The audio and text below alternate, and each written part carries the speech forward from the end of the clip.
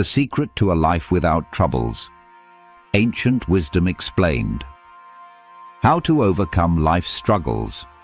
Timeless wisdom and science. What if I told you that there's a way to be free from all troubles, not by running away from them, but by changing how we face them?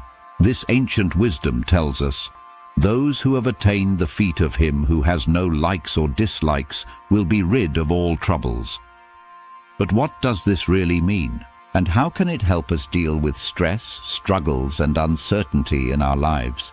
Today, we'll dive deep into its meaning, explore its spiritual and scientific aspects, hear a powerful short story, and most importantly, learn how to apply this wisdom in our everyday lives. Meaning of the quote. Let's break this down step by step. Attaining the feet. This is a symbol of surrender, humility, and devotion to a higher wisdom. Him who has no likes or dislikes. This refers to a state of neutrality, balance, and non-attachment. Will be rid of all troubles. This suggests that by following this path we can move beyond suffering. The core message here is simple. The more we become attached to likes and dislikes, what we want and what we avoid, the more suffering we create for ourselves.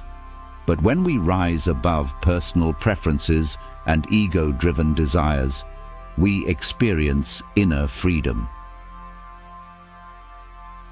Religious perspective. Across various spiritual traditions, we find a similar teaching.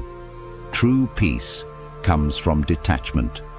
Many enlightened masters and sages have lived by this principle, showing us that wisdom is not about avoiding life, but about engaging with it without being controlled by emotions, preferences, or fears. By surrendering to a higher wisdom, one that transcends personal likes and dislikes, we stop reacting to life's ups and downs. We remain steady, regardless of whether life brings success or failure, praise or criticism, gain or loss. Scientific perspective. Now let's explore this idea through science. Is there any evidence that detachment from likes and dislikes can actually reduce suffering? Psychological research. Studies show that excessive attachment to external outcomes leads to anxiety and stress. Neuroscience and meditation. MRI scans reveal that meditation reduces overactivity in the brain's default mode network, which is linked to excessive thinking, stress, and suffering. Heart-brain connection. Emotional regulation. Techniques such as mindfulness and gratitude help people detach from immediate likes and dislikes, leading to long-term happiness. So, what does this mean for us? It means that science is now proving what ancient wisdom has always taught. When we stop clinging to what we like and fearing what we dislike, we become happier and more peaceful. Let me share a short story that perfectly illustrates this lesson. Once, there was a wise man in a village. People admired him because no matter what happened, he remained calm. One day, a villager asked, "Why are you never upset or excited?" The wise man replied, "Because I have learned to accept life as it comes. If I receive praise, I do not become proud. If I face criticism, I do not feel insulted. When things go my way, I remain grateful, and when they don't, I remain patient."